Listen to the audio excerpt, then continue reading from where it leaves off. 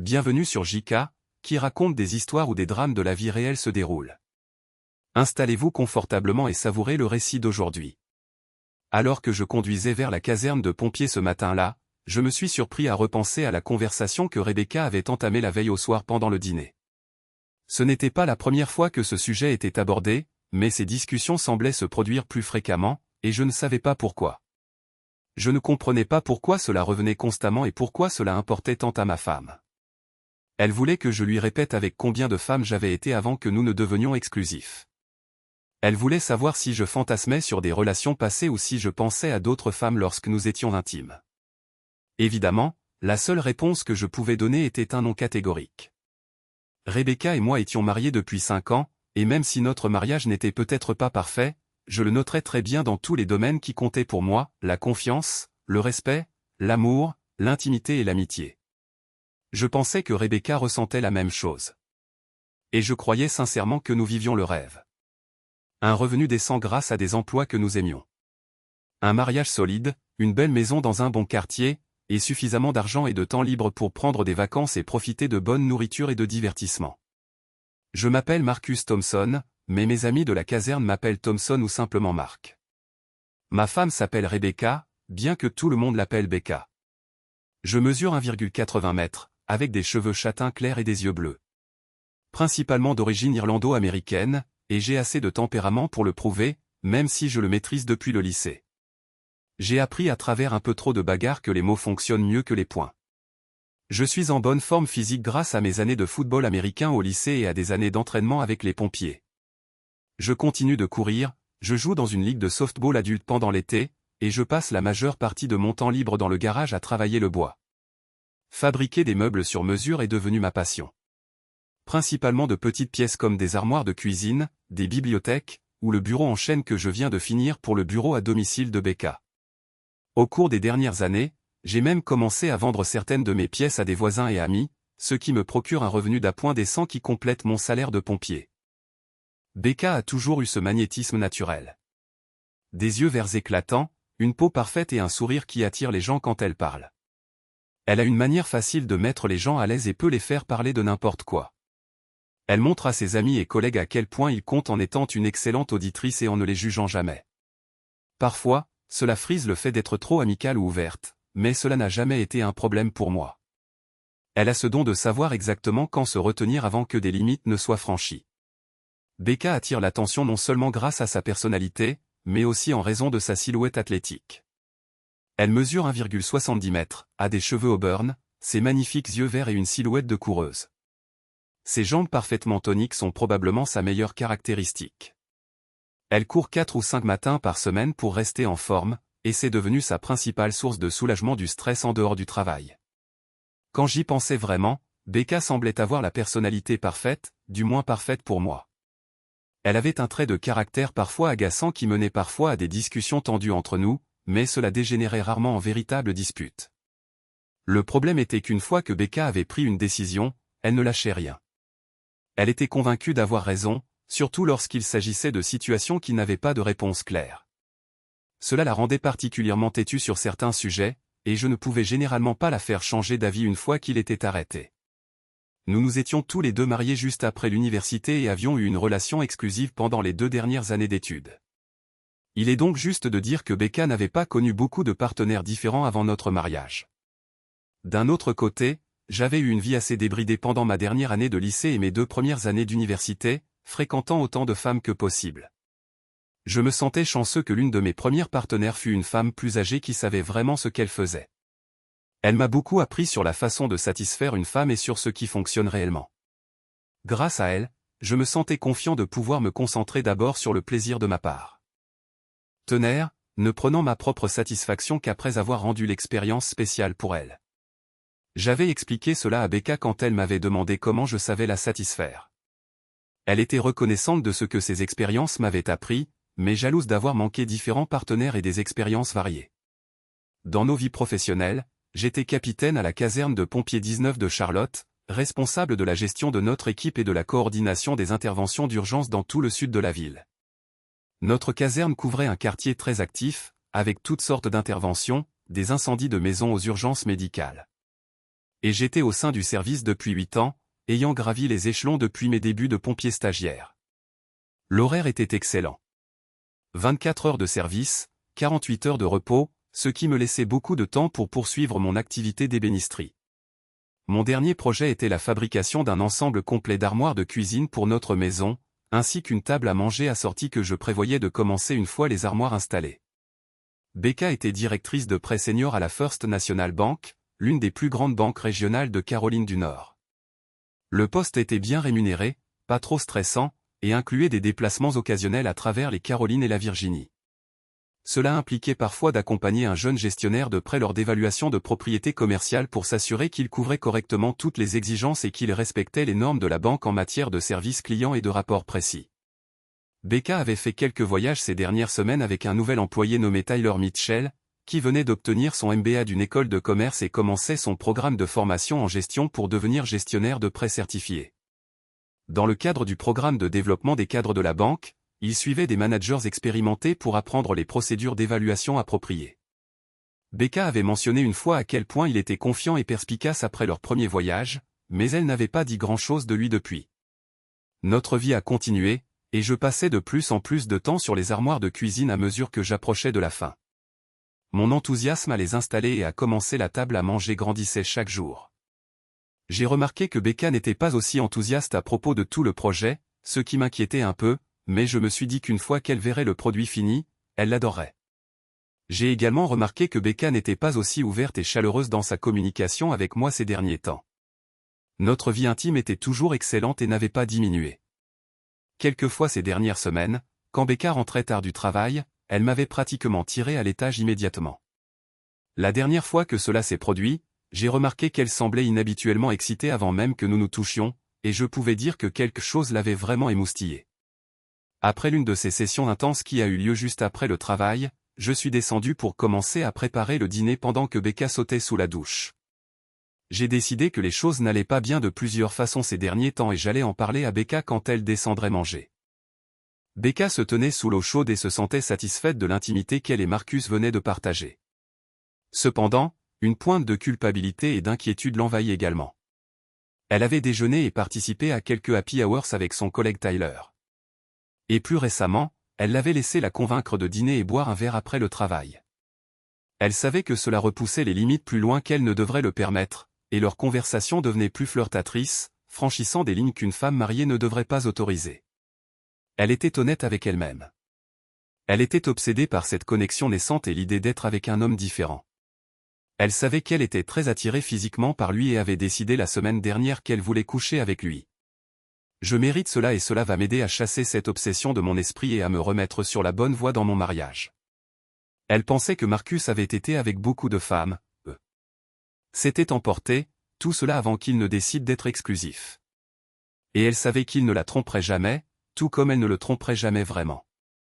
Mais elle avait décidé de passer un week-end avec Tyler et essayait de trouver comment en parler à Marcus. Elle l'aimait tellement et ne voulait jamais le blesser, donc elle ne ferait jamais rien derrière son dos. Elle se disait que ce n'était que physique, une seule fois, et si Marcus l'aimait autant qu'eux. Elle le savait, il comprendrait et il surmonterait cela pour en sortir plus fort qu'avant. Elle espérait ne pas se faire d'illusions, mais sa décision était prise. Quand Becca est descendue, j'avais préparé des salades de poulet grillé, du pain de maïs, et versé 2 verres de vin. Quand elle s'est assise, j'ai dit, « Becca, il faut qu'on parle de quelque chose, et je ne sais pas trop comment commencer. Marcus, vas-y, dis-moi ce que tu as sur le cœur. Je t'aime, tu m'aimes, et on peut tout se dire. J'ai aussi besoin de te parler, d'ailleurs. Mais pourquoi tu ne commencerais pas? Oh, ça a l'air un peu inquiétant. Combien de mariages ont des problèmes qui commencent par « il faut qu'on parle » ? Ne sois pas bête, Marcus. Ce n'est rien de grave. C'est quelque chose qui sera bon pour moi et je ferai en sorte que ce soit très bon pour toi aussi. Eh bien, je ne sais pas comment te dire ça, mais Becca, il y a quelque chose qui ne va pas entre nous. Tu n'as pas été aussi ouverte et aimante ces dernières semaines que tu le es d'habitude. Marcus, tu as oublié l'incroyable intimité qu'on vient d'avoir? Je ne parle pas de ça, mais puisque tu en parles, qu'est-ce qui t'a rendu si intense au point de pratiquement me traîner à l'étage? Becca s'est instantanément tendue et une expression d'inquiétude et de culpabilité a traversé son visage. Eh bien, Marcus, si tu n'aimes pas que je sois passionné avec toi, alors c'est peut-être ton problème, pas le mien. J'ai immédiatement remarqué son attitude défensive et je l'ai interpellé là-dessus. Becca, je vois l'inquiétude et la culpabilité sur ton visage, et ton attitude défensive est évidente. Tu ne le vois pas? Peux-tu me dire ce qui se passe vraiment? Est-ce que j'ai quelque chose à craindre? Becca a baissé les yeux, réalisant qu'elle avait mal démarré la conversation et qu'elle devait reprendre le contrôle pour que cela ait une issue positive. Marcus, je suis désolé. Ce n'est pas ce que je voulais dire. Je dois absolument te dire ce qui se passe. J'ai besoin que tu saches et que tu te rappelles que je t'aime et que j'aime notre vie plus que tout. Ce que nous avons est précieux et je suis tellement amoureuse de toi. S'il te plaît, n'oublie pas ça pendant que nous parlons. Becca, maintenant tu m'inquiètes vraiment. Tu as une liaison? Tu me trompes? Marcus, comment oses-tu dire ça? Tu sais que je ne te tromperai jamais. Je te respecte trop, mais je veux te parler de quelque chose. Et j'ai besoin que tu m'écoutes et que tu entendes ce que je dis. Quand j'aurai fini, tu pourras me poser toutes les questions que tu veux et nous pourrons en discuter. D'accord, chérie. Encore une fois, je vais te rappeler que je n'aime que toi et ne veux que toi. Je veux avoir des enfants avec toi, vieillir avec toi et être toujours ta partenaire. Ce que je vais te dire pourrait être difficile, mais s'il te plaît, écoute tout. Tu te souviens que je t'ai parlé de Tyler, mon collègue avec qui j'ai fait quelques voyages?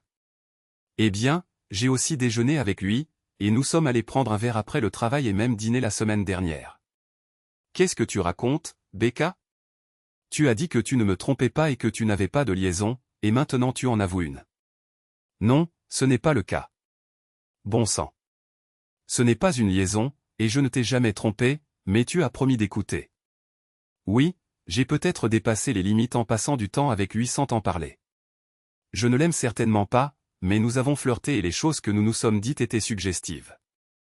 Cela semblait un peu risqué, mais toujours innocent. Cela a changé quand il m'a dit qu'il voulait être avec moi.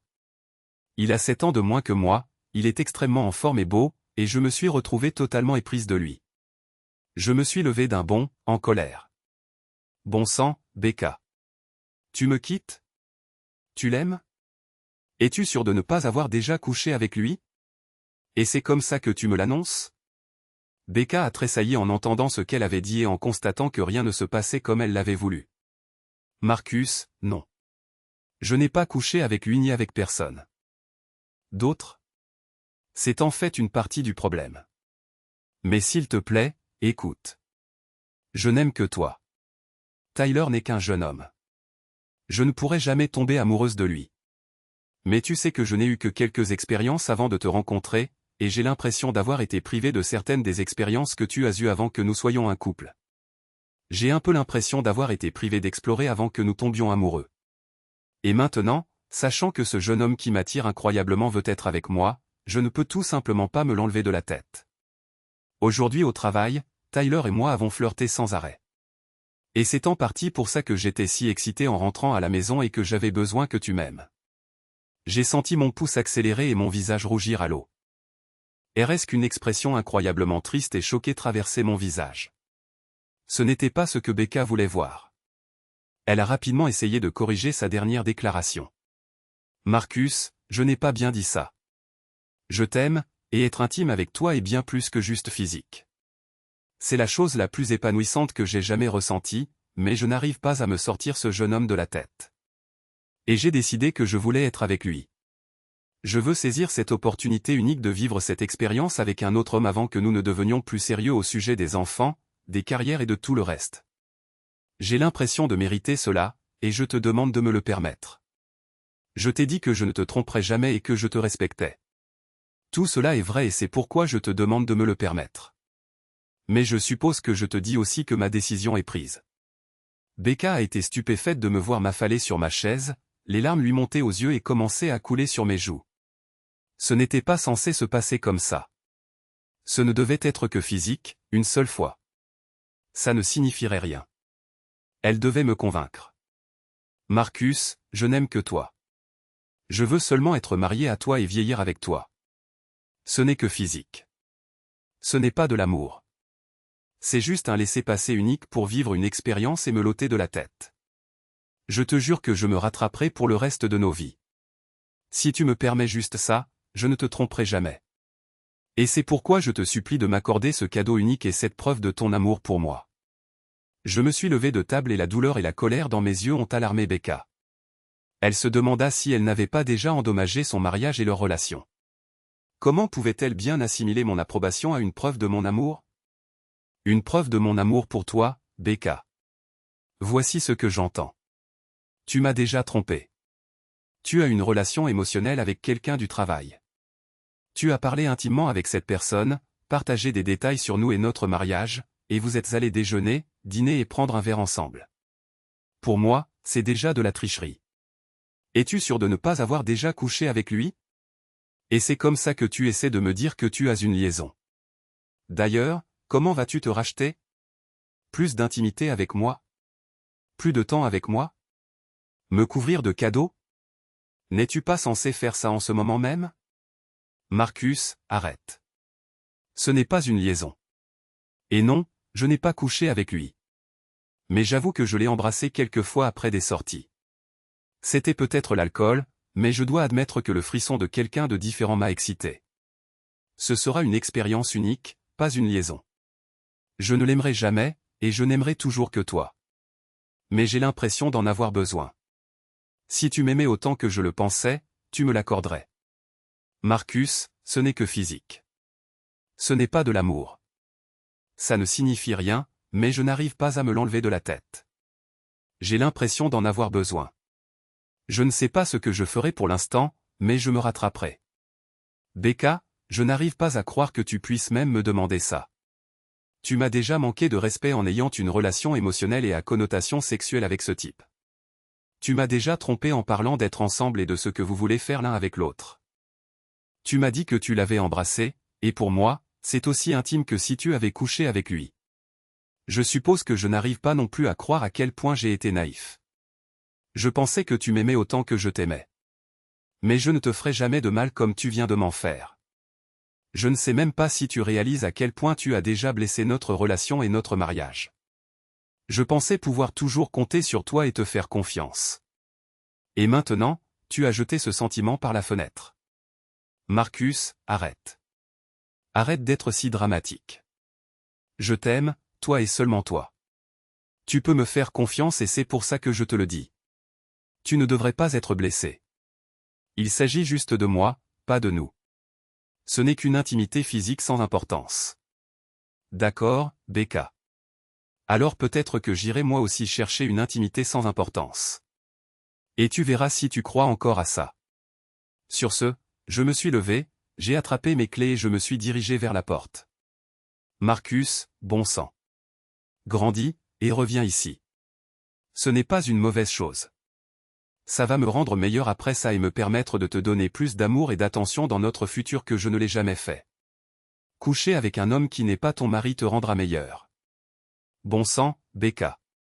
Tu es vraiment délirante en ce moment. Je ne sais pas comment tu peux croire ce que tu essaies de vendre. Je ne sais pas comment tu peux dire que tu m'aimes et ensuite me traiter comme si je devais juste accepter ton infidélité et passer à autre chose. Eh bien, devine. Quoi? Je ne m'en remettrai jamais si tu continues. C'est fini entre nous. Tu comprends ça? Sur ce, j'ai commencé à pleurer et j'ai couru vers la porte, vers mon camion, et je reculais de l'allée avant que Becca n'arrive à la porte et ne m'appelle. Marcus, non. S'il te plaît, reviens et laisse-moi te montrer à quel point je t'aime. Nous pouvons surmonter ça. Marcus, ça me fera du bien et je te ferai tellement de bien. Tout ce que j'ai pu faire, c'est la regarder avec une tristesse et une douleur extrême à travers mes yeux embués de larmes alors que je partais dans la nuit. Ça me fera du bien. Qu'est-ce que c'est que ça? C'est incroyable. Mon Dieu, qu'est-ce que je fais maintenant? Becca resta stupéfaite, déprimée, et maintenant inquiète. Mon Dieu, comment ai-je pu tout gâcher à ce point? Pourquoi ne comprend-il pas à quel point j'ai besoin de ça et que ça ne fera rien de négatif à notre amour et à notre relation? Mais au fond d'elle, elle savait que c'était déjà le cas. Il n'avait jamais eu une dispute pareille.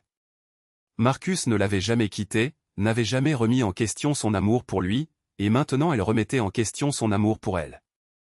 Elle ne voulait pas admettre qu'elle avait déjà causé des dégâts, peut-être des dégâts majeurs à son mariage. Mais elle avait aussi déjà accepté que ce samedi, Tyler viendrait la chercher, l'emmènerait au brunch, puis ils s'enregistreraient à l'hôtel et passeraient l'après-midi ensemble. Ils iraient ensuite dîner et danser et passeraient probablement la nuit de samedi et, espérons-le, le dimanche ensemble. Elle prévoyait de passer le plus de temps possible avec lui avant de revenir dimanche soir et de se consacrer à son mariage et à Marcus. Certainement, il s'en remettra. Je sais qu'il est blessé en ce moment, et je n'ai vraiment pas très bien expliqué cela, mais c'était si mal de sa part de m'accuser d'avoir déjà une liaison et d'être si en colère contre ce que je sentais mériter et ce dont j'avais besoin. Sa décision était prise et elle était convaincue que Marcus s'en remettrait et qu'ils iraient de l'avant ensemble vers une relation encore meilleure à l'avenir. Après 2 heures sans nouvelles de Marcus, elle commença à s'inquiéter sérieusement. Il n'était pas dans un bon état mental quand il est parti. Elle était sûre qu'il l'appellerait et qu'ils pourraient se réconcilier et qu'il rentrerait à la maison pour qu'elle puisse lui montrer son amour. Mais sans appel ni message, elle tenta de l'appeler. Il ne décrocha pas, alors elle lui laissa un message vocal. « Marcus, je suis désolé que tu aies pris ça si dramatiquement et que ça t'ait blessé. S'il te plaît, ne sois pas blessé. Je n'aime que toi et je veux être avec toi pour toujours. Il ne s'agit pas de toi et moi. Il s'agit juste que je reçoive quelque chose que je n'ai jamais eu dans mon passé et que j'évacue cela de mon système. S'il te plaît, comprends et reviens vers moi. » Elle se prépara pour se coucher, vérifia de nouveau son téléphone et ne vit aucune réponse de Marcus. Elle s'allongea sur leur lit et sombra dans un sommeil agité. J'ai pleuré en me rendant au Hampton Inn de Pineville, dans le sud de Charlotte, et je me suis enregistré pour la nuit. Puis j'ai fini par passer beaucoup trop de temps au bar de l'hôtel à me saouler et à tomber au lit plus tard dans la nuit. J'ai ignoré les appels et le message vocal de Becca. Toujours choqué et incrédule qu'elle pense que c'était acceptable et qu'elle puisse professer son amour pour moi, mais insister néanmoins pour avoir une intimité en dehors de nos vœux de mariage. Je savais à quel point elle pouvait être incroyablement têtue quand elle avait pris sa décision. Mais ce n'était pas le moment où je pouvais céder et laisser passer. C'était une erreur qui mettrait fin à notre mariage, et je devais la convaincre de cela avant qu'il ne soit trop tard. Mais était-il déjà trop tard? Même si je la convainquais de dire non cette fois, combien de temps avant qu'elle ne le fasse sans me le dire, derrière mon dos? Cela mettrait certainement fin à toute confiance et à tout respect dans notre mariage. Mais de la même manière, je savais que si je la laissais faire ça, je n'aurais plus jamais les mêmes sentiments pour elle. Et si je disais oui, combien de temps avant qu'elle ne rencontre un autre homme qu'elle devrait simplement évacuer de son système? À un moment donné, elle m'en voudrait-elle de laisser un autre homme être avec elle et de ne pas me lever et d'exiger qu'elle n'appartienne qu'à moi? Il n'y avait pas de bonnes options, et je commençais à sentir que c'était déjà le début de la fin. J'ai finalement décidé que mon seul espoir était de la dissuader et de la convaincre d'aller en thérapie avec moi pour voir si nous pouvions comprendre ce qui la poussait à vouloir être avec un autre homme. Mercredi matin, Becca se réveilla, se rapprocha pour câliner Marcus et Alta en réalisant qu'ils n'avaient pas dormi dans leur lit. LPE. Enessa qu'il était peut-être dans la chambre d'amis ou sur le canapé. Mais après avoir cherché partout dans la maison et constaté que son camion était toujours parti, elle comprit qu'il n'était jamais rentré. Cela la rendit extrêmement bouleversée. Elle prit son téléphone et vit qu'il n'y avait ni message vocal. Elle l'appela et il ne répondit pas. Mais après avoir raccroché, elle reçut un message. « Becca, je serai à la maison à 19h ce soir. S'il te plaît, mange avant que j'arrive. Nous devons reparler de cela et avoir une discussion sérieuse sur notre avenir ensemble. » Becca regarda le message et pensa d'abord, « Mon Dieu, Marcus, arrête d'être si dramatique. » Elle était en colère, mais ensuite elle commença à s'inquiéter du message. Marcus lui disait que peut-être ils n'avaient pas d'avenir ensemble, ce qui était la toute dernière chose qu'elle voulait. Elle l'aimait et voulait être avec lui. Pourquoi ne pouvait-il pas comprendre qu'elle devrait le lui faire comprendre ce soir? Becca alla travailler, essayant de se concentrer sur ses tâches malgré le tumulte à la maison. Pendant un bref instant où elle était seule à examiner des documents de prêt, Tyler s'approcha de son bureau et dit doucement, « Bonjour, ma belle. Tu es assez jolie pour être embrassée, et j'espère bien le faire ce samedi. C'est toujours d'actualité. As-tu parlé à ton mari? Dois-je m'inquiéter? » Tyler, laisse-moi m'inquiéter pour Marcus. Il ne ferait pas de mal à une mouche.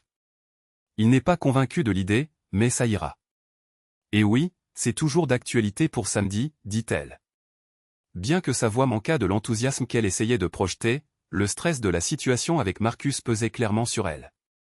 Quand il quitta son bureau, elle regarda autour d'elle puis envoya un message à Marcus. « Marcus, ça va? S'il te plaît, sache que je n'aime que toi. Je ne veux que toi, et mon avenir avec toi sera de mieux en mieux. » Après 1 heure, elle reçut une réponse sarcastique et courte de 2 mots. « Oui, bien sûr. » Elle était en colère contre l'immaturité de Marcus dans toute cette affaire, mais elle était aussi triste de la peine que cela lui causait. Elle s'était convaincue qu'elle se ferait plus que pardonner, et qu'il serait si heureux de l'amour et de l'attention qu'elle lui donnerait qu'en un rien de temps, les choses seraient au moins aussi bonnes qu'elles l'avaient été, sinon meilleures. Mercredi, j'ai appelé la station et j'ai parlé. J'ai parlé à mon lieutenant de prendre un congé personnel d'urgence pour le reste de la semaine. J'ai expliqué que j'avais une situation familiale sérieuse qui se développait, que nous avions une couverture adéquate avec notre capitaine de relève et que je prenais rarement de congés. Il a approuvé, même s'il a précisé que je devrais fournir plus de détails à mon retour. Après m'être assuré que Becca était partie, je suis rentré chez nous, j'ai pris mes outils et j'ai terminé quelques détails des armoires de cuisine. J'ai fait installer les moulures couronnées, terminé l'installation de toute la quincaillerie et appliqué la dernière couche de teinture. Je savais en gros que je pourrais terminer les portes d'armoire le jeudi et que tout le projet serait achevé. Le travail me permettait d'oublier la douleur et le chagrin constant avec lesquels je vivais. À 2 heures du retour de Becca, j'ai fait des recherches sur Internet concernant le divorce, les finances et les conseillers, et j'ai estimé avoir des plans préliminaires pour l'une ou l'autre direction à prendre. J'ai ensuite fait le tour de la maison et j'ai dressé une liste de tout ce qui m'appartenait et auquel je tenais. J'ai ensuite eu juste assez de temps pour me rendre à la banque. À la banque, j'ai entamé la procédure pour me retirer de notre carte de crédit commune et j'ai ouvert un nouveau compte à mon seul nom. J'ai retiré la moitié du solde de notre compte courant joint, laissant l'autre moitié à Becca, et j'ai utilisé ma part pour prépayer le prêt immobilier des 2 prochains mois. Le directeur de la banque a expliqué que la clôture formelle des comptes joints nécessiterait la signature de Becca ou une décision de justice, mais que je pouvais au moins protéger ma part de nos économies. Je suis ensuite allé dans un pub que j'aimais bien, j'ai pris une bière artisanale et un burger, et je me suis préparé pour notre discussion à la maison. Becca est rentrée vers 18 h et a constaté que Marcus n'était toujours pas rentré. Elle ne pouvait pas dire s'il était passé ou non. Elle s'est préparé un sandwich et a essayé de décider comment avoir une discussion plus positive avec Marcus cette fois-ci. Quand je suis entré, elle a couru vers moi, m'a donné un énorme baiser sur les lèvres et m'a serré dans ses bras pendant longtemps, me réprimandant de mon départ. « Marcus, bon sang, ne pars plus jamais comme ça sans me faire savoir que tu allais bien. Je sais que tu souffrais, mais j'étais tellement inquiète pour toi et j'avais besoin de savoir que tu étais en sécurité. Marcus, je t'aime, seulement toi. Je n'aimerai toujours que toi. Tu n'as pas à souffrir. Toi et moi sommes solides et unis, et le serons toujours. Alors, tu savais que je souffrais. Vraiment? Et tu n'aimes que moi. J'aimerais que ce soit vrai, Becca. Mais je n'en suis plus très sûr. Il y a 1 semaine, je n'aurais jamais cru que tu puisses me demander ce que tu veux que j'approuve maintenant. Avoir une liaison en dehors de notre mariage et me demander de l'accepter pour ensuite continuer comme avant. Il m'est inconcevable que tu puisses me dire que tu m'aimes et que nous serons toujours ensemble, puis me demander la permission de commettre un adultère. Marcus, n'ose pas dire que je ne t'aime pas. Ce n'est pas de la tricherie si tu l'approuves, et ce n'est que physique et une seule fois. Arrête d'être si dramatique et immature, bon sang. Becca, tu veux parler de drame et d'immaturité? Je regarde la femme que j'aimais comme si elle était possédée par quelqu'un ou quelque chose. Je ne sais pas. Je la regarde essayer de me convaincre qu'elle m'aime et que je devrais accepter qu'elle soit avec un autre homme le temps d'un week-end et que nous redevions le même couple et les mêmes partenaires qu'avant. Mais je sais que cela n'arrivera jamais. Nous ne serons plus jamais comme avant. Comment diable te sentirais-tu, Becca, si j'allais coucher avec quelqu'un d'autre et que je te disais que ce n'était que physique? Ce n'est pas juste. Et tu le sais, Marcus, tu as eu des dizaines de femmes et toutes sortes d'expériences dans ton passé, et moi je n'ai rien eu de tout ça. Et pour te répondre, non. Si tu allais coucher avec quelqu'un, alors je te mettrais à la porte et je ne saurais pas si je pourrais te pardonner. Et pourquoi devrait-ce être si différent pour moi? Pourquoi ne devrais-je pas te mettre à la porte? Et pourquoi penses-tu que je peux te pardonner? Becca, je n'arrive pas à croire que tu proposes ça. Au fait, as-tu déjà accepté ça? As-tu parlé à ton amant aujourd'hui et lui as-tu assuré que tu allais bientôt coucher avec lui? Maudit sois-tu, Marcus. Pourquoi faut-il que tu déformes tout? Ce n'est pas mon amant. Au plus, ce sera une expérience unique. Et oui, je lui ai parlé. Ce samedi, il vient me chercher le matin, et je serai de retour dimanche soir. Lundi, je te ferai vivre un rêve et je serai la femme la plus aimante que tu puisses espérer. Tu l'étais déjà, mais tu ne le seras plus jamais si tu fais ça. Becca halta à ces mots et recula vers la cuisine, s'asseyant sur une chaise. Elle me regarda avec un plaidoyer dans sa voix et ses yeux. Marcus, s'il te plaît, sache que je t'aime tellement. S'il te plaît, ne laisse pas cela blesser notre mariage, notre couple. Tu es mon mari maintenant et toujours mon amant, mon meilleur ami, celui que je veux pour père de nos enfants. Tu es tout pour moi. Mon Dieu, Becca, tu n'es absolument pas sur la même planète que moi. Si tout cela était vrai, tu ne considérerais jamais ce que tu me dis que tu vas faire ce samedi. Cette conversation ne nous mène nulle part. Je te le dis, si tu fais ça, c'est fini entre nous. Je serai de retour vendredi soir. Passons la nuit ensemble tant que nous le pouvons. Marcus, ne me quitte pas encore. Il faut qu'on surmonte ça. S'il te plaît. Vendredi soir. Becca, j'apporterai le dîner vers 19h. À quelle heure Tyler vient-il te chercher samedi matin? Je lui dirai 11h, mais tu n'es pas obligé de partir. J'aimerais que tu le rencontres. Jésus, Becca, le rencontrer? Si je le vois, je vais littéralement lui casser la gueule. Pourquoi voudrais-je rencontrer le type qui essaie de détruire notre mariage? Réfléchis bien à tout ça avant que l'on se voie vendredi. Marcus, non. Attends, s'il te plaît, ne pars pas comme ça. Dis-moi que tu vas bien. Que ça ne va pas nous faire de mal. Becca, je n'accepterai jamais que tu couches avec quelqu'un d'autre que ton mari. Si tu veux coucher avec quelqu'un d'autre, divorce et couche avec tous les hommes de la planète. L'enfer, couche avec des extraterrestres. Je ne t'arrêterai pas. Ta soi-disant petite demande d'aujourd'hui nous a déjà fait plus de mal que tu ne sembles le comprendre. Je te fais cette promesse. Si tu annules cette aventure et que tu lui dis que tu ne veux plus le voir, ni maintenant ni jamais. Et si tu promets d'aller en thérapie de couple avec moi pour travailler sur notre relation, alors peut-être que ça ira. Sinon, alors je sais que c'est fini entre nous. Dis-moi ta réponse vendredi soir et réfléchis bien à ce que tu nous fais. Marcus, ne me donne pas d'ultimatum et ne me quitte pas, s'il te plaît. Nous irons bien. Peut-être même mieux après ça. Oui, bien sûr. Quand les poules auront des dents, dis-je, mes mots empreints de sarcasme. Je me suis retourné et j'ai franchi la porte, je suis monté dans mon camion et je suis retourné à l'eau. Tel. J'ai réservé une chambre pour mercredi et jeudi soir, puis j'ai appelé mon capitaine et j'ai laissé un autre message concernant mon urgence familiale s'étendant sur le week-end. Sachant que son quart serait couvert, Becca s'affala et posa sa tête sur la table après le départ de Marcus. Comment pouvait-il être si obstiné à ce sujet? Elle était sûre qu'il ne la quitterait jamais, mais avait-il déjà causé des dommages graves à leur relation? Si c'était le cas, le fait de poursuivre ses projets aggraverait-il la situation? Elle était attachée à l'idée d'être avec Tyler. Son désir ardent et son envie de cette expérience avec lui étaient si obsessionnels qu'elle ne parvenait pas à y renoncer. Elle a décidé qu'elle ferait un compromis avec Marcus en lui disant qu'elle poursuivrait le week-end, mais qu'elle assisterait et participerait volontiers à une thérapie de couple avec la personne de son choix. Après cela, elle se traîna jusqu'au lit et s'y allongea, ses pensées s'emballant. Marcus était son monde, et c'était ce qu'elle lui faisait. La douleur et la colère la frappaient aussi durement maintenant qu'elle le frappait lui. En avait-elle vraiment besoin? Mais elle se sentait piégée. Elle avait déjà décidé qu'elle en avait besoin et s'était déjà engagée. Elle était convaincue que les arguments de Marcus étaient déraisonnables. Il avait eu des dizaines de femmes et pouvait repenser à toutes ces fois où il se sentait agité ou ennuyé dans le mariage. Mais elle n'avait jamais eu ça. C'était juste physique, juste une fois et juste pour elle. Il devait surmonter ça et passer à autre chose.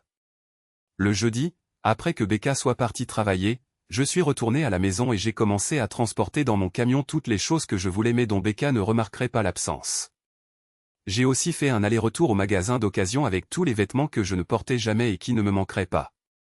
J'ai apporté tous les outils, équipements sportifs et articles de loisirs pour lesquels je n'avais tout simplement pas de place, chez mon meilleur ami Connor. Connor travaillait comme superviseur au service des services publics de la ville et était mon ami depuis nos jours de football au lycée. Je lui ai aussi donné quelques-uns des dessins à la plume et à l'encre que mon oncle avait fait, sachant que Connor les apprécierait. Nous nous sommes ensuite assis pour une bière et je lui ai expliqué la situation et quelles étaient mes options. Connor me regarda avec une expression incrédule, posa sa bière et resta silencieux un long moment. Finalement, il dit, « Marcus, tu te moques de moi. Becca ne te ferait jamais ça. Je n'ai jamais vu une femme aussi amoureuse d'un homme que Becca l'est de toi. » Il secoua la tête, ayant manifestement du mal à assimiler ce que je lui avais raconté.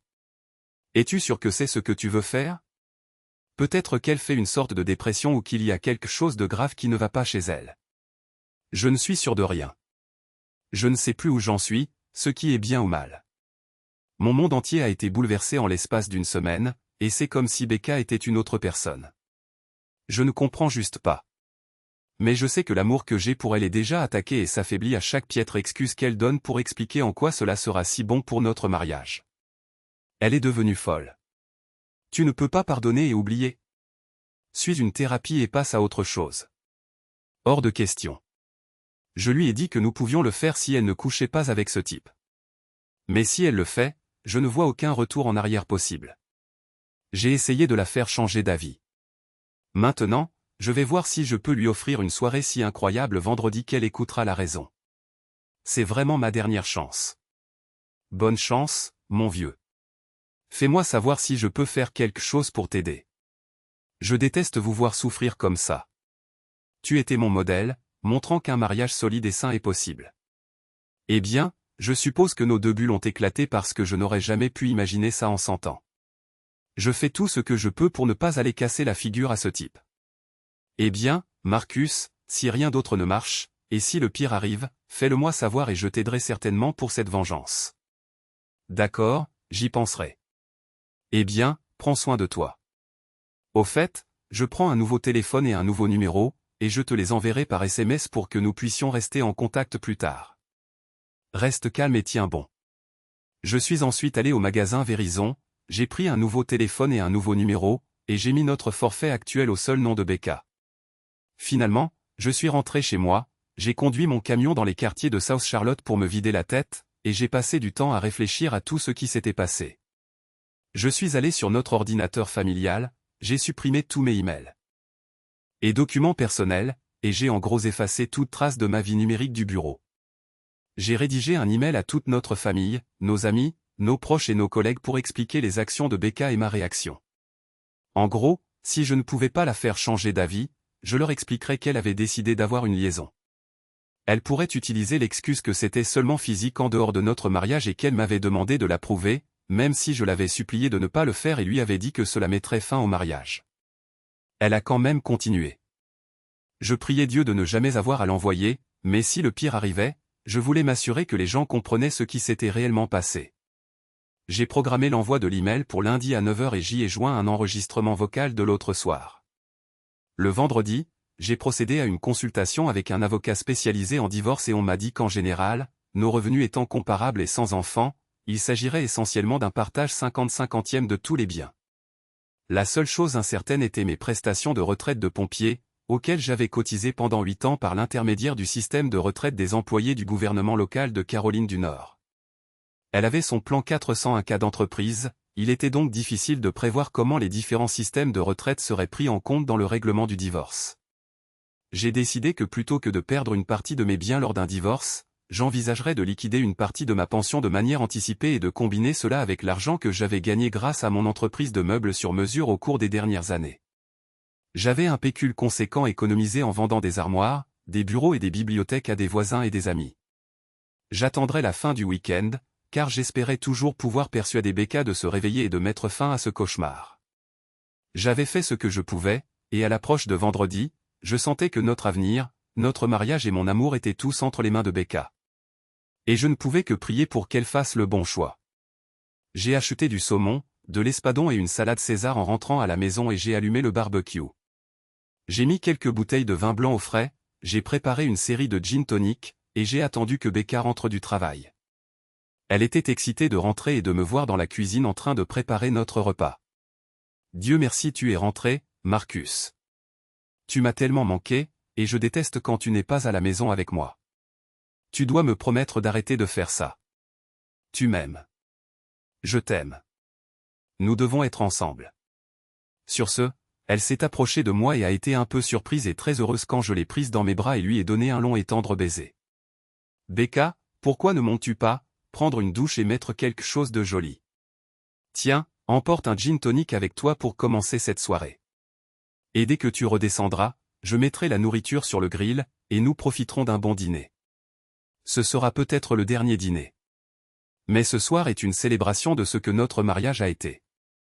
Marcus, arrête de parler comme ça. Tu me contraries quand tu remets notre mariage en question. Je commence à m'énerver. Je t'ai dit et répété que je n'aimais que toi et que je n'aimerais toujours que toi, et que ce n'est pas quelque chose qui te concerne. C'est strictement quelque chose qui me concerne et que je dois évacuer. Becca, nous en avons déjà parlé. S'il te plaît, mettons cette conversation de côté pour l'instant. Bois ton gin tonic, prends ta douche, et nous pourrons manger et passer à la partie agréable de notre soirée. D'accord, monsieur. Mais j'attends de toi que tu restes ce soir et que tu ne me laisses pas m'inquiéter de savoir si tu vas bien ou non. Je reviendrai vêtu de quelque chose qui te montrera à quel point je t'apprécie et te veux pour toujours. Sur ce, Becca est montée et a sauté sous la douche. Quand elle est redescendue et que je me suis tourné pour la saluer, je n'ai pas pu retenir un souffle de surprise. Becca portait une élégante robe noire à la fois sophistiquée et séduisante, avec ses cheveux coiffés et juste assez de maquillage pour sublimer sa beauté naturelle. Mon Dieu, Becca, tu es incroyablement belle et tu es absolument sublime. Eh bien, je veux que tu aies juste un aperçu de ce que seront nos prochaines semaines, parce que j'ai acheté plusieurs tenues que tu apprécieras tout autant que celle-ci. Maintenant, mettons cette nourriture sur le grill. J'ai faim, mais je veux vraiment finir pour passer du temps ensemble. Elle me lança un regard lourd de sens. Nous avons dîné à toute vitesse, terminant les gin tonic et buvant la majeure partie de la première bouteille de vin. Quand je n'ai plus pu attendre, je l'ai soulevée dans mes bras, les porter à l'étage et les déposer sur le lit. Elle a rapidement tendu la main vers ma chemise, mais je l'ai arrêtée. Ce soir est pour toi, Becca. Je vais te montrer à quel point je t'aime et rendre notre temps ensemble ce soir si mémorable que tu comprendras à quel point nous sommes bien ensemble et pourquoi nous ne devrions appartenir qu'à l'un l'autre. Nous n'appartenons bien qu'à l'un l'autre, chérie, et cela ne changera jamais. S'il te plaît, aime-moi simplement ce soir et dépassons le stress de ces derniers jours pour célébrer notre amour mutuel. Cette nuit-là, notre intimité était tendre et passionnée, une reconnexion qui nous a rappelé à tous deux ce que nous avions ensemble. Quand nous avons eu fini, elle a exprimé à quel point elle se sentait complètement satisfaite et heureuse, et s'est endormie paisiblement dans mes bras. Quand Becca s'est réveillée, il était 8h30 du matin et elle savait qu'il était temps de se lever et de commencer à se préparer. Tyler la chercherait à 11h. Elle ressentait un mélange de culpabilité, d'anxiété et d'anticipation en y pensant. Après l'intimité de la nuit dernière, elle se demanda un instant ce qu'elle diable faisait. Comment quoi que ce soit pouvait-il être mieux que ça? Mais son esprit têtu estimait qu'elle s'était engagée et qu'elle devait aller jusqu'au bout. J'étais déjà levé et elle m'entendait dans la cuisine, sentant l'odeur du bacon, des œufs et du café. Elle enfila un peignoir et descendit à la cuisine pour me voir. Marcus, la nuit dernière était incroyable, et c'est ce que je vois dans notre futur. Je t'aime tellement, et merci pour la nuit dernière. Je ne répondis pas, mais finis de préparer les œufs et demandai à Becca si elle voulait quelque chose. Je ferais mieux de ne pas manger maintenant, Marcus. Mais merci. Je dois me préparer. Tyler et moi sortons à 11h, alors je vais garder mon appétit pour ça. Je dois filer à la salle de bain, me doucher et me préparer. S'il te plaît, reste ici pour qu'on puisse se faire un câlin et un baiser d'adieu pour le week-end. Becca, je ne te supplierai plus. Je te poserai juste cette question pour la dernière fois. Es-tu sûr de vouloir aller de l'avant et coucher avec un homme qui n'est pas ton mari? Marcus, arrête. Ce n'est qu'une seule fois. Cela ne change rien à mon amour pour toi et à ton amour pour moi. Je la regardai, peinée et triste, et secouai la tête en disant « Je ne partirai pas avant de te dire adieu ». Becca tressaillit à ma douleur et à la façon dont je l'avais dit. Cela ressemblait davantage à une séparation, une fin, et elle frissonna à cette pensée. Marcus, je t'aime, et ça va aller. Tu verras. Il faut juste que ça sorte de mon système. N'oublie jamais que toi et moi serons ensemble pour toujours, et que nous serons meilleurs et plus forts à l'avenir. Oui, c'est ça, Becca. Je suis incroyablement triste que tu puisses même croire ça. Elle rougit à mon commentaire et des larmes commencèrent à monter à ses yeux alors qu'elle se tournait et courait vers la salle de bain. Comment pouvait-il continuer à être si dramatique et ne pas simplement passer à autre chose? Laisse-moi vivre cette expérience unique et après, nous pourrons passer à autre chose dans nos vies, et je consacrerai ma vie à me racheter auprès de lui pour ce cadeau qu'il me permet d'avoir. Mon Dieu, pensa TL, cela a changé Marcus et je vais devoir vraiment travailler pour apaiser sa douleur. Je sais qu'il finira par se calmer. Il m'aime tellement et m'a toujours donné ce que je voulais et ce dont j'avais besoin, et cela ne sera pas différent. Elle se doucha et se maquilla, veillant à porter une robe décontractée mais attrayante et des chaussures confortables. Quand elle descendit avec son sac de week-end, il était déjà 10h30 et il ne lui restait plus beaucoup de temps. Quand je l'ai vue dans sa robe pour rencontrer un autre homme, ce fut comme si elle m'avait planté un couteau dans le cœur. Marcus, ça va, n'est-ce pas? Tu sais à quel point je t'aime, n'est-ce pas? Et tu m'aimes, n'est-ce pas? La nuit dernière ne t'a-t-elle pas montré comment nous pouvons surmonter ça et à quel point notre vie continuera d'être formidable? Becca, je voulais que la nuit dernière soit très spéciale pour nous deux. C'était une célébration du mariage que nous avions. Et je voulais que notre dernière fois ensemble soit un souvenir que nous pourrions tous deux garder pour le reste de nos vies. Marcus, bon sang, ne dis pas notre dernière nuit ensemble. C'est cruel. Et tu essaies de me faire culpabiliser pour un week-end insignifiant dont j'ai besoin d'évacuer. Bien sûr, nous serons ensemble et nous serons meilleurs que jamais. Elle s'approcha pour m'embrasser et me prendre dans ses bras, mais je me détournai et la retins. Je la regardai dans les yeux et dis, Becca, notre temps ensemble est terminé. Tu as choisi un week-end d'intimité insignifiante plutôt que ton mari. Ces baisers n'ont plus d'importance. Marcus, arrête ça. Ce n'est pas comme ça. C'est une chose unique et je mérite ça. Tu as un passé avec des dizaines de femmes dont tu te souviens et moi, je n'ai rien. J'ai ce fort besoin physique d'être avec cet homme et de le faire sortir de mon système. Ce n'est pas de l'amour. Cela ne dit rien de notre relation ni de l'amour que je te porte. Oui, Becca. C'est une fois pour toutes. Avant que Becca ne puisse répondre, ils entendirent une voiture entrer dans l'allée et klaxonner. Marcus, tu dois arrêter tout ce drame. Bon sang. Je serai de retour auprès de toi dimanche soir, et tu seras toujours mon seul amour et mon partenaire de vie. Le klaxon retentit à nouveau, et Becca dit, dois-je laisser Tyler entrer et te le présenter pour que tu réalises que c'est juste un jeune homme par qui je suis physiquement attiré et non une menace pour l'amour que j'ai pour toi. Je la regardai avec douleur et colère, pris une profonde inspiration, et avec la voix la plus calme que je pus gérer, dit, ne pense même pas à le laisser entrer ici, sinon je lui casserai le nez, la mâchoire, et pire, je le rouerai de coups jusqu'à ce qu'il perde connaissance. Je savourerai chaque seconde de ses cris de douleur. Becca recula sous le choc. Elle ne m'avait jamais vu approcher une telle colère auparavant. Une colère qui pourrait me faire perdre le contrôle et devenir violent. S'il te plaît, Marcus, s'il te plaît, laisse tomber ça. Laisse-moi vivre cette fois-ci et je serai de retour à la maison pour t'aimer pour toujours. Elle ramassa son sac et se dirigea vers la porte, se retournant pour me sourire. Mais la douleur et la tristesse sur mon visage lui firent ressentir une forte peur de ce que je pourrais me faire à moi-même et de la culpabilité pour la douleur qu'elle me causait. Elle m'envoya un baiser, sourit et dit, Marcus, dimanche soir et au-delà.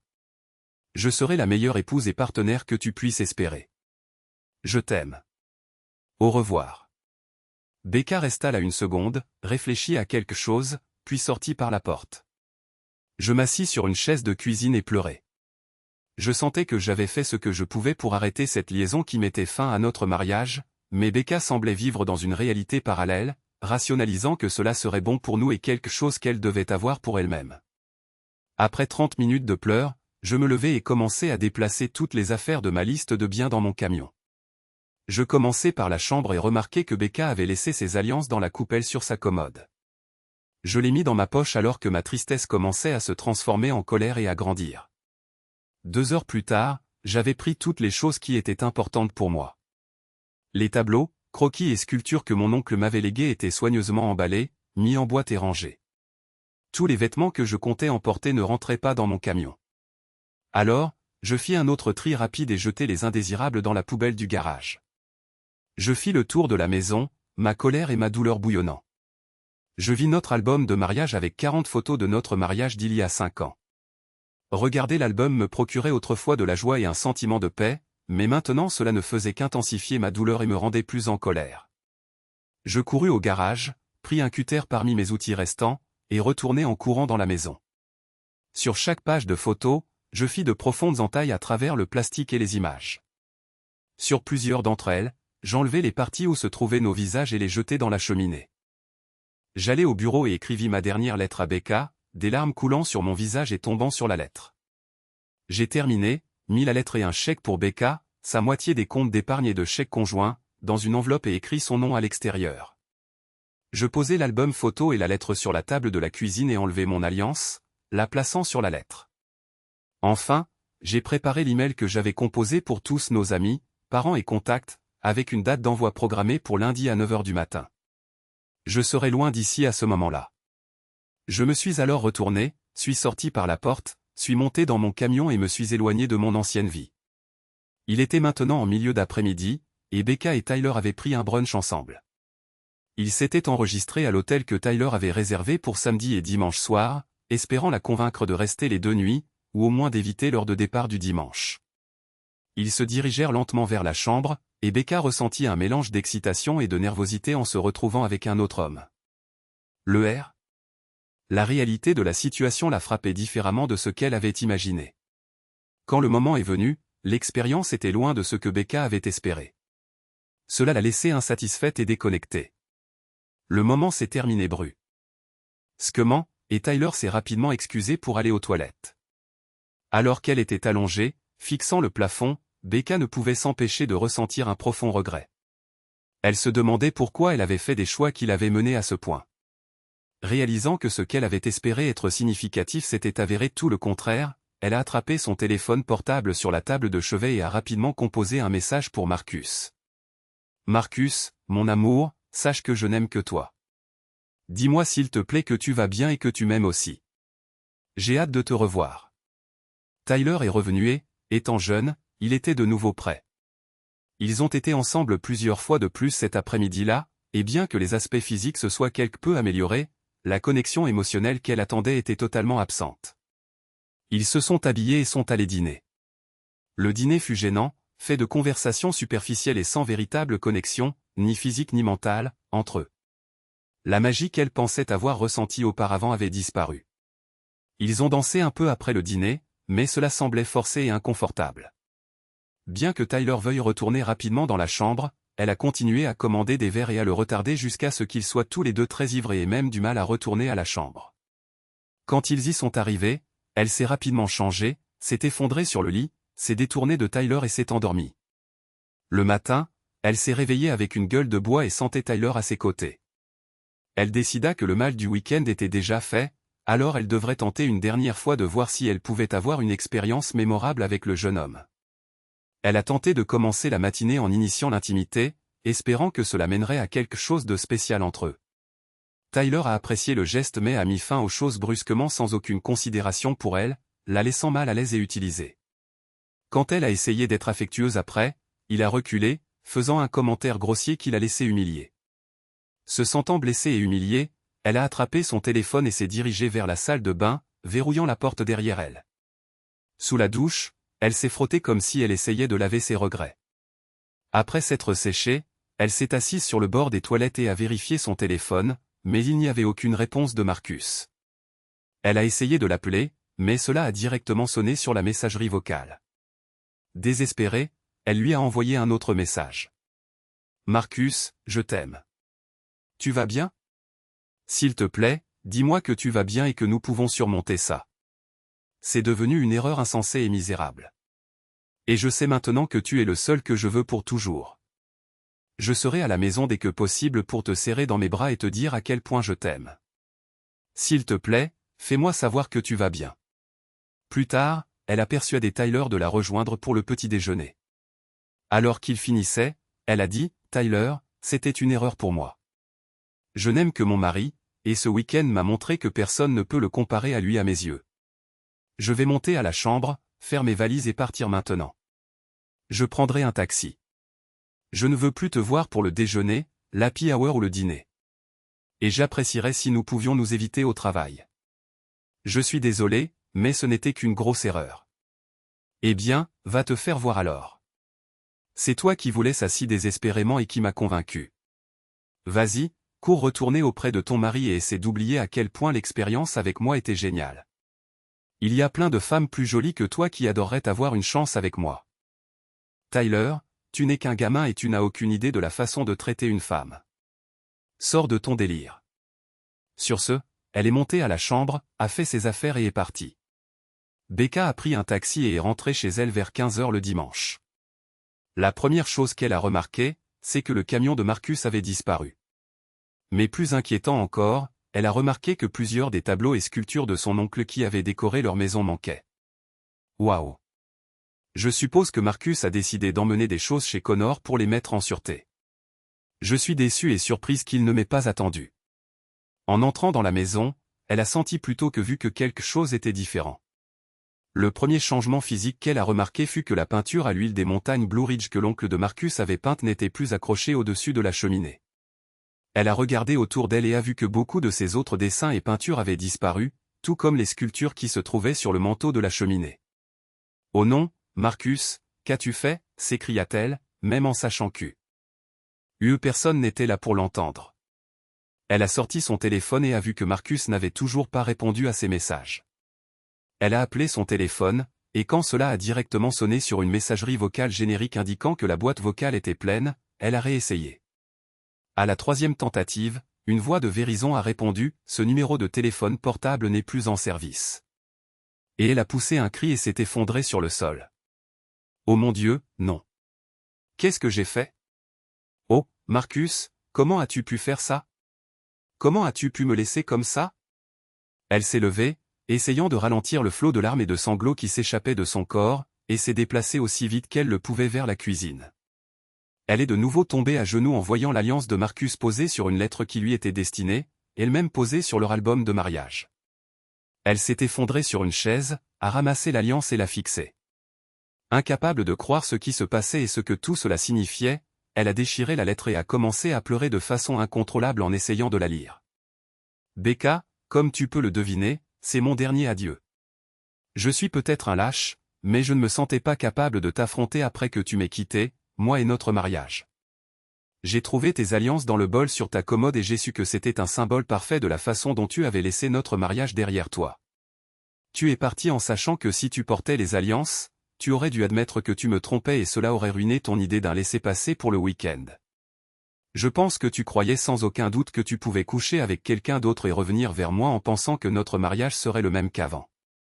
Honnêtement, je ne sais pas ce que tu pensais et comment tu pouvais croire que c'était acceptable de briser nos vœux de mariage, de m'humilier et de me manquer de respect dans notre mariage, et de penser que ce n'était qu'un petit week-end insignifiant et inoffensif qui ne devrait pas affecter ce que je ressens pour toi. Mais la réalité, c'est que cela signifiait tout. Cela m'a montré que ton amour pour moi, si tant est que tu m'aimes vraiment, n'était pas comparable à mon amour pour toi. Ce n'était nulle part près de ce que je méritais et de ce que j'avais été assez naïf pour croire avoir. Tu m'as blessé plus que quiconque ne m'a jamais blessé. Tu as pris mon amour pour toi, tu l'as arraché de ma poitrine et tu l'as piétiné. Tu m'as trompé la première fois que tu as commencé à flirter avec ton amant au déjeuner et à l'happy hour. Tu as scellé cette tromperie quand tu as commencé à l'embrasser, pensant que c'était acceptable. Puis tu as porté le coup de grâce à mon amour quand tu as pensé que je serais d'accord avec toi pour avoir une aventure. Comment as-tu pu croire que tu méritais cela et que si je t'aimais, je te l'accorderais? Je ne sais pas comment ton esprit en est arrivé à cette idée tordue, et j'ai fait tout ce que j'ai pu pour te retenir du précipice, mais tu m'as ignoré. Je t'ai dit que notre amour, notre mariage, notre amitié ne pourraient jamais être les mêmes. Mais tu m'as traité d'immature et d'exagéré. Je t'ai dit que si tu arrêtais cette aventure d'un week-end maintenant, avant qu'elle n'ait lieu, nous pourrions suivre une thérapie et travailler à sauver notre mariage. Mais tu m'as ignoré. Je t'ai dit que notre dernière nuit d'incroyable intimité serait la dernière fois que nous serions jamais ensemble si tu menais à bien ton aventure du week-end, mais tu as choisi de m'ignorer et à supposer que je m'alignerais et serais là pour toi quoi qu'il arrive. Je ne comprends vraiment pas comment tu as pu penser que je serais d'accord avec ça. C'est comme si tu ne me connaissais pas du tout. Et de toute évidence, je ne te connaissais pas, car je te faisais confiance. Je n'aurais jamais cru que tu pouvais me détruire comme tu l'as fait. J'aurais pu t'arrêter physiquement, je suppose. Mais je savais que si je le faisais, tu finirais par me en vouloir et notre mariage souffrirait une mort lente et déliquescente. Je savais que tu te mentais à toi-même si tu pensais que c'était une chose unique. Tu as ouvert la boîte de Pandore.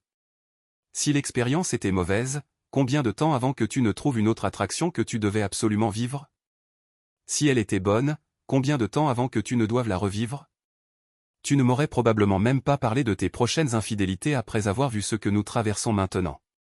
Mais je n'avais aucun doute que les prochaines fois viendraient et que tes tromperies continueraient. Je suppose que nous ne le saurons jamais.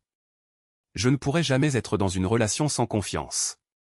Et maintenant, ma confiance en toi est complètement brisée. Je ne pourrai plus t'aimer. Me demander si tu pensais à moi ou fantasmais sur un autre amant qu'en OF. Aisions l'amour.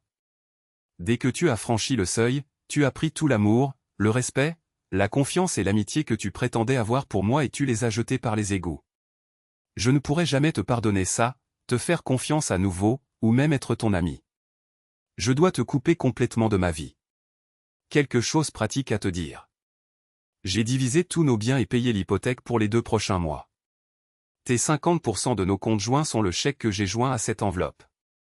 J'ai annulé notre compte Verizon commun, nos polices d'assurance et nos cartes de crédit. À partir de lundi, tu devras mettre en place tous les nouveaux services à ton propre nom. J'ai commencé les démarches pour retirer mon nom de l'hypothèque et je déposerai un acte de cession rapide pour transférer la maison à ton nom. Tu peux en faire ce que tu veux, la vendre ou y vivre. Cela m'est égal car ce n'est plus ma maison, et je ne reviendrai jamais. Je vais présenter ma démission du service d'incendie et encaisser une partie de mes prestations de retraite, combinées à l'argent que j'ai économisé de mon entreprise de meubles au cours des dernières années. Le seul plan que j'ai pour l'instant est de ne plus jamais te revoir et de rouler vers les sur l'I-74 en direction de la côte quand je partirai. À part ça, je suppose que je vais me forger une nouvelle vie et espérer laisser ton souvenir dans le rétroviseur. Je devrais te parler de quelque chose que j'ai fait dans ma colère et ma douleur. Comme tu peux le voir, j'ai utilisé un cutter sur l'album de mariage, et tu verras des morceaux des photos dans la cheminée. Vas-y et brûle-les. C'est une crémation de notre mariage aussi appropriée que n'importe quelle autre. J'ai aussi envoyé un email à tous nos amis, parents, collègues et contacts, leur racontant ta décision de me tromper et ma décision de ne pas pouvoir tolérer cela et de te quitter. Tu as un jour ou deux pour élaborer ta version des faits, mais peut-être pourras-tu assumer la responsabilité de ce que tu as fait en allant de l'avant. La bonne nouvelle pour toi est que tu as maintenant ma permission de coucher avec qui tu veux, d'avoir toutes les expériences ou aventures que tu désires. Ce serait bien si tu ne choisissais pas d'homme marié parce que tu as déjà assez gâché de vie. Mais vas-y et essaie de trouver ce que tu cherchais et qui t'a poussé à nous jeter comme un vieux journal. Tu peux divorcer de moi, vendre la maison, déménager, faire ce que tu veux. Je m'en fiche et je te laisse tout ça. Si j'ai la chance de trouver une femme qui m'aime vraiment comme je le mérite, alors peut-être que je me soucierai d'un divorce. Au revoir, Marcus. Becca dut relire la lettre plusieurs fois pour vraiment croire ce qui se passait. Elle pouvait voir les traces de larmes de Marcus sur les pages pendant qu'il l'écrivait. Elle se leva, vit les dégâts sur l'album de mariage et put à peine atteindre l'évier avant de vomir et de s'évanouir presque. Mon Dieu, qu'ai-je fait? Comment ai-je pu être si égocentrique et stupide? Comment ai-je pu détruire le seul homme que j'aimerais jamais vraiment? J'avais tout et j'y ai renoncé pour la pire et la plus pathétique des expériences avec une personne qui ne voulait que m'utiliser et ne savait pas quoi faire une fois que c'était fait. Becca rampa jusqu'au canapé du salon, s'y installa et se recroquevilla en position fétale, pleurant jusqu'à s'endormir. Elle ne pouvait pas croire qu'elle avait été si têtue et si obsédée par son désir d'essayer une nouvelle expérience qu'elle n'avait pas écouté ou cru tous les avertissements et ultimatums que Marcus lui avait donnés. Elle avait détruit sa vie en quelques semaines, et elle savait maintenant qu'elle paierait le prix de sa trahison pour le reste de sa vie. Marcus finit par rouler vers l'est sur l'I-74 en direction de Wilmington et de la côte de la Caroline du Nord, pensant s'installer quelque part le long des Outer Banks ou des zones côtières où il pourrait prendre un nouveau départ. Les longues heures de conduite furent difficiles, hantées par des pensées de Becca et la question de savoir s'il faisait ce qu'il fallait. Mais il décida de ne prendre aucune décision concernant la réconciliation avant plusieurs semaines. À ce stade, il ne pouvait même pas envisager d'être amis, encore moins des époux. Mais si sa colère le quittait et s'il atteignait un point où il serait plus important pour lui d'être avec elle que sans elle, il pourrait envisager d'ouvrir un dialogue de communication avec elle. Cependant, il donnait moins de 25% de chances que cela se produise, et le chemin du retour serait long.